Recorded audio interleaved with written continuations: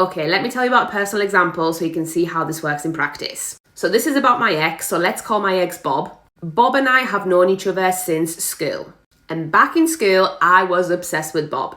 To the point where it was like a running joke amongst my friendship group, his friendship group, like everybody. It was bad, okay? I'm pretty sure at that point it could have been classed as limerence. But anyways, I finally got a bit of a shot with him and it was like a, cute fling. Didn't really go anywhere though. But that left me even more obsessed for a while longer. Anyways, fast forward about 10 years, we reconnect. Now, as you can imagine, after all this time, I am a completely different person. And this time round, I know what I want and I know what I deserve. So when I tell you this man shows up, I mean shows up. We're talking this man is obsessed with me. And back in the day, I did actually manifest him to be obsessed with me. Talk about a delayed manifestation coming in. But anyways, we're talking like this man wants to spend all his time with me. He doesn't even want to see his friends. Like he spoils me for my birthdays, Christmases, whatever. The whole shebang. He's got our whole future mapped out, everything. Now this is where it gets wild. Because we spoke about our previous relationships and our previous experiences, and this man dead ass told me that he was never like this with any of his exes. If anything, he used to actively kind of avoid seeing his partners and spend all his time with his friends because his friends were always his priority. Then I came along and they were no longer his priority. I was. He made that very clear. And let me tell you, everyone was shocked, mainly his friends.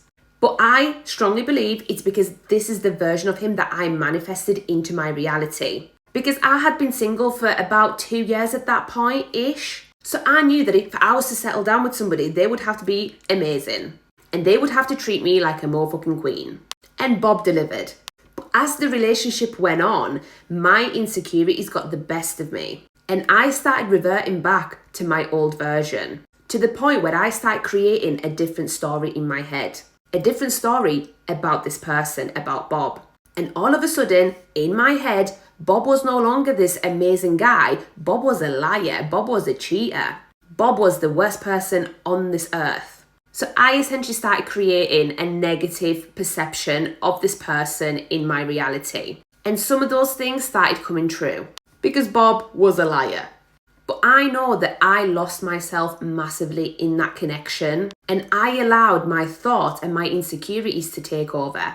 Now, don't get me wrong, that was never a forever relationship. It was most definitely a lesson. And honestly, now that I look back on it, now that I've had time to reflect on it, that is one of the best lessons I have ever learned. Because it truly proves the power of this thing, the power of your mind, the power of your perception, how you see the world and how you see other people showing up in your world, in your reality. So start creating the versions of people that you want them to be in your reality and simply watch the magic happen.